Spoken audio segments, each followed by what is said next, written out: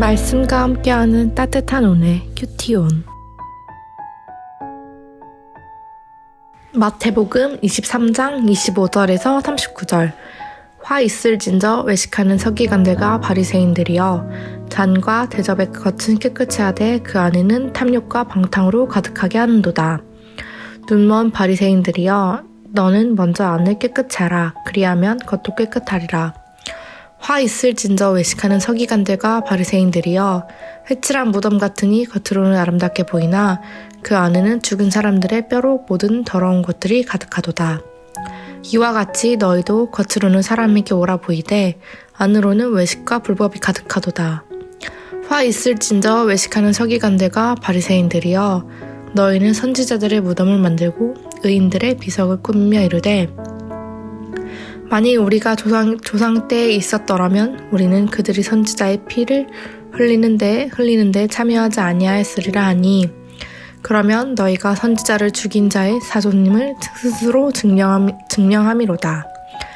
너희가 너희 조상의 분량을 채우라. 뱀들아, 독사의 새끼들아, 너희가 어떻게 지옥의 판결을 피하겠느냐.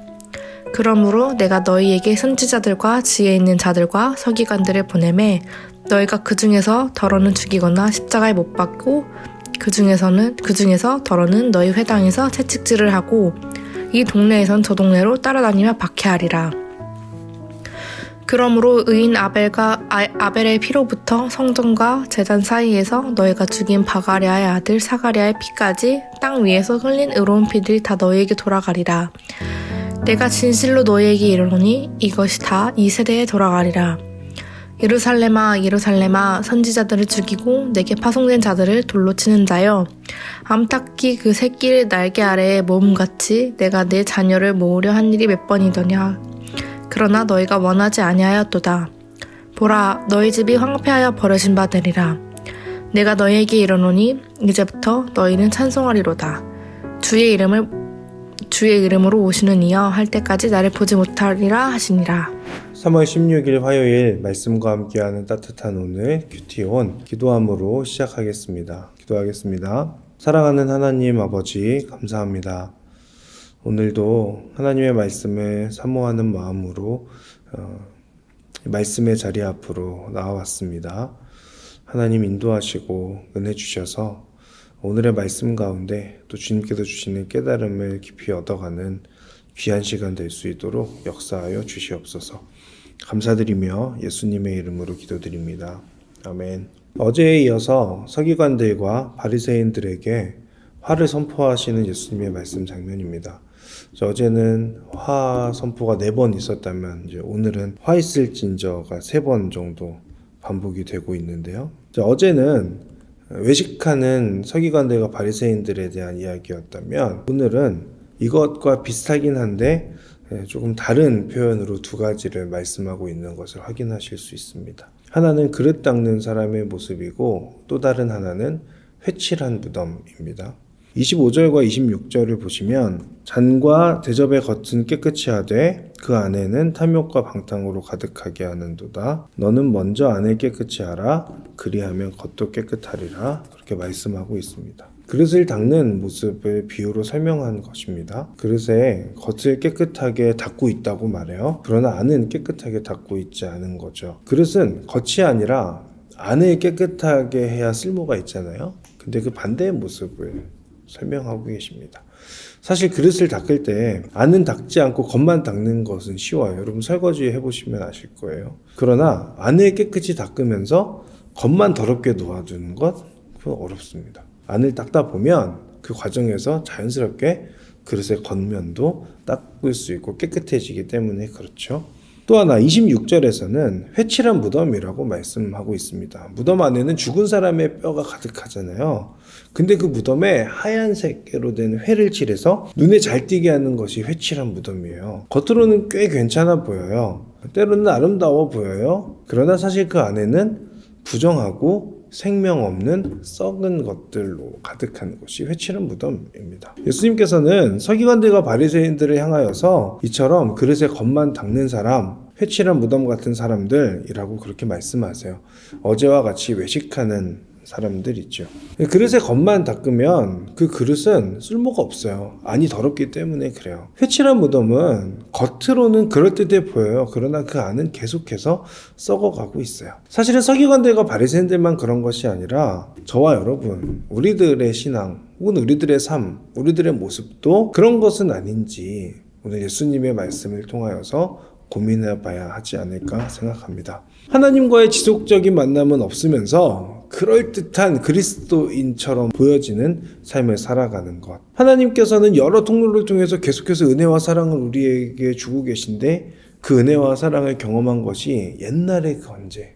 그래서 계속해서 내 삶의 신앙에 업데이트되는 은혜와 사랑이 없는 것은 아닌지, 하나님 앞에서보다 사람들 앞에서 그리스도인다우려고 하는 모습들이 있는 것은 아닌지 우리 한번 고민해 봐야 하지 않을까 싶습니다. 여러분, 행동이라고 하는 것은요, 아무것도 없는 것에서 생겨나는 것이 아니에요.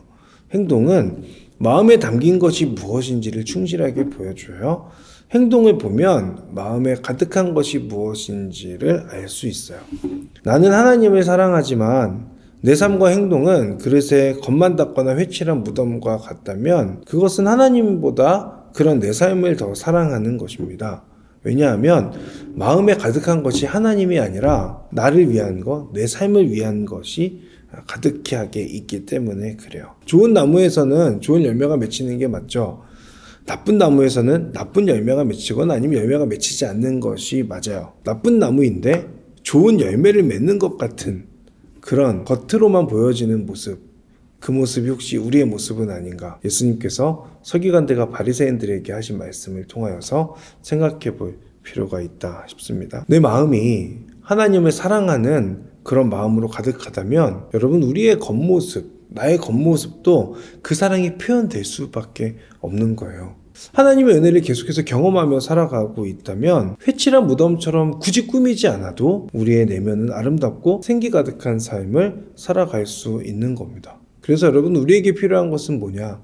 겉으로 보여지는 것이 아니라 그 내면, 나의 영혼, 그 내 안에 채워지는 하나님의 은혜와 사랑이 아닌가 생각합니다. 삶 속에서 하나님의 은혜와 사랑을 지속적으로 경험하는 것이 힘듭니다. 왜냐하면 자꾸 우리를 유혹하고 괴롭히는 존재가 있기 때문에 그래요. 그러나 그렇다고 우리가 포기할 수는 없지 않습니까? 하나님을 붙들고 말씀 가운데 씨름하면서 같은 길을 걸어가는 동역자들과 함께 예수님께서 말씀하신 좁은 길, 예수님께서 걸어가신 힘든 길을 믿음으로 살아낼 수 있는 우리 모두가 되었으면 좋겠습니다. 오늘의 묵상 질문입니다. 내 삶에 그릇의 안쪽을 닦기 위해 할 수 있는 나의 노력은 무엇입니까? 하나님의 은혜와 사랑도 필요하지만 우리의 노력도 필요합니다. 그 노력 가운데 하나님의 응답으로 은혜와 사랑이 있다고 저는 생각합니다.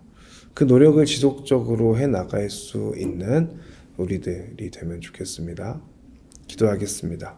사랑하는 하나님, 참으로 부족합니다. 그래서 우리의 신앙이 회칠한 무덤 같고 그릇의 겉만을 닦아내는 것 같은 모습을 보일 때가 많이 있는데 늘 하나님 앞에 깨어있기를 기도하고 늘 하나님 앞에서 더욱더 투명한 삶을 살아가고 그릇의 안쪽을 닦아내고 회칠한 무덤이 아니라 그 안에 들어있는 것을 더욱더 깨끗하게 유지해 갈 수 있는 우리들 될 수 있도록 인도하시고, 진정 기도하기는 그런 저희들의 노력 가운데 하나님의 은혜와 사랑이 더욱더 충만하게 임하여서 더욱더 하나님을 사랑하는 자, 하나님을 붙들고 살아가는 그리스도인 우리들 될 수 있도록 주님 인도하시고 함께하여 주시옵소서.